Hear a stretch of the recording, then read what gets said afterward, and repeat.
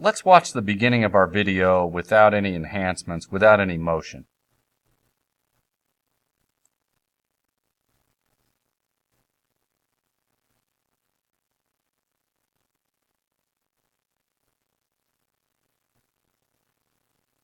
Okay, now let's go and take a look at this video with some added animation, some what we will call motion, and just see different feel to it here.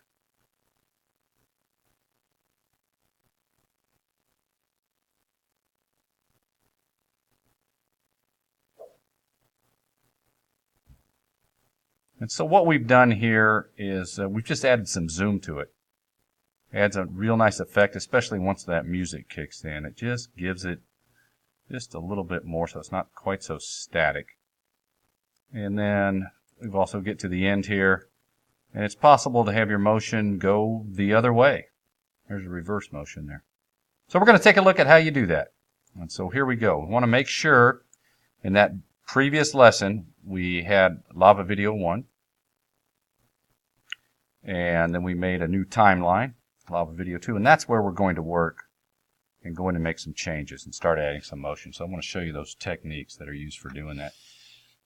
First step is to zoom in a little bit so you have a little room to work with, and we'll just start with that first image, our opening image for the lava beds. And what we need to do is that we need to make some settings at the beginning of that particular image and some settings at the end of the image. And so the first thing we need to do is to get to the very first frame. Now we could do it by using our arrows going one frame at a time. There's frame number 1. A little shortcut for doing that is you can hold your shift key down, shift, and then the home key. Press those two together, and that'll take you to frame number 1. And we want to be right there. And so currently you're probably up here on your source monitor looking at a picture. And we want to go to this tab here called Effects Control, which is the one that we used earlier when we were setting the scale. And so we're going to use the scale command again in order to add this motion, but this time we need to implement some animation, some keyframes. And so the first step is to what we call toggle the animation right there. It looks like a stopwatch.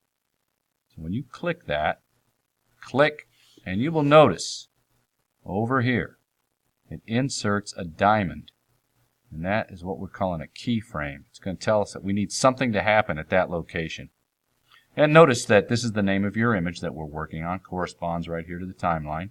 Don't click on the timeline because we want to be in. Don't move this current time indicator. We want things to be right there. So what we need to do is decide what do we want to have happen at this location. And as it turns out, we just want it to start at 100%. So we're not going to do anything at this point except we're going to lock in 100% of our scale at this location. Now, as it moves through the 5 seconds, we do want it to do something. We want to zoom in, so we are going to change that. But first, we've got to put a keyframe over here at the very end of that image. Now, once again, you could simply just click over here and get to the last frame of the image. You can do it that way.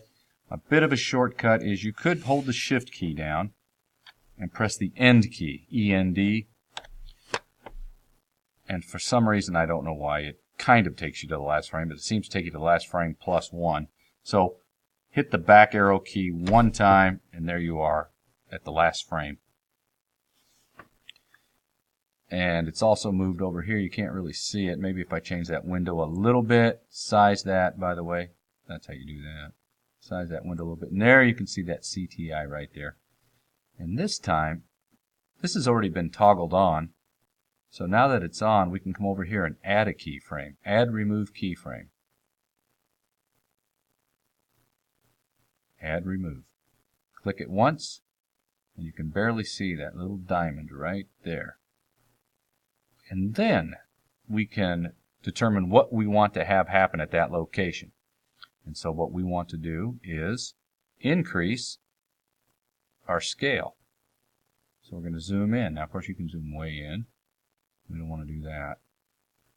We want to stay within those zones, those safe zones that we learned about in Photoshop. So we probably want to come about right there. Looks like 142.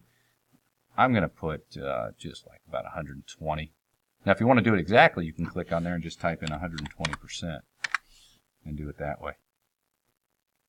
And now when we come back and play it, we should see some motion in there. And there it is. And then immediately you can feel the difference here. We need something's got to happen there. We need motion there too. So let's do another one. Click on the image we want to add motion to. Shift home takes us to frame number 1 of that image. Once again, up here in our source monitor, we have effects controls. We want motion. Drop the triangle. Toggle the animation. Inserts our keyframe. Now at this point you could change something different. You could start closer if you wanted to. You could start way out there. There'll be times you might want to do that. After we get through here, you can go ahead and experiment with that. So I'm going to go ahead and start right there at about 100%. Yeah, 97, sure, I'll start there. And then press Shift and End. Arrow to the left one time to make sure I'm on the last frame of that image. Insert another keyframe. It's there, can't see it. For some reason that window needs to be adjusted a little bit. I can barely see it right there. Zoom in. Add about 10% to it. Check it out, and there it is. So it is moving. So now we'll look at that transition from one image to the other, and that feels a lot better. We've got a continuous motion with the images. Let's do one more, and then I'll go over and show you how to do that reverse image. Shift home. Effects controls. Motion.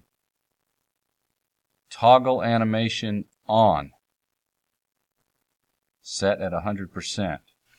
Let's go to the last frame. Shift End, back arrow, left arrow once. Insert a keyframe. Increase this by 10%. I'm just going to type in 110. Zooms in. And now, there it is. Looking nice. Let's go in and add some motion going the other direction.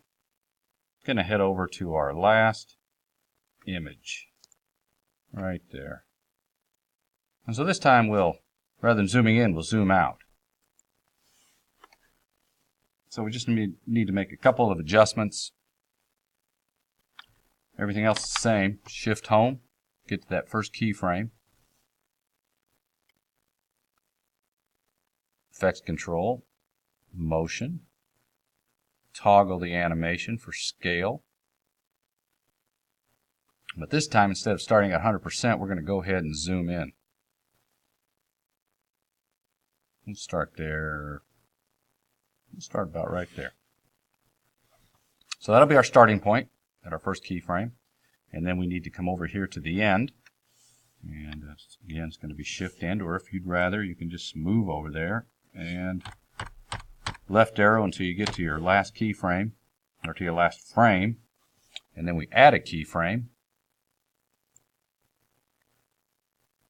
Make sure, there it is right there. And so now we're going to go back and probably get back to about 100% or wherever we want. Go back that way.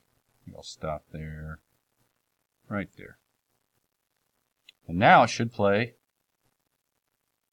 It should zoom out rather than zoom in. And there you go. And that'll be the way we end that movie.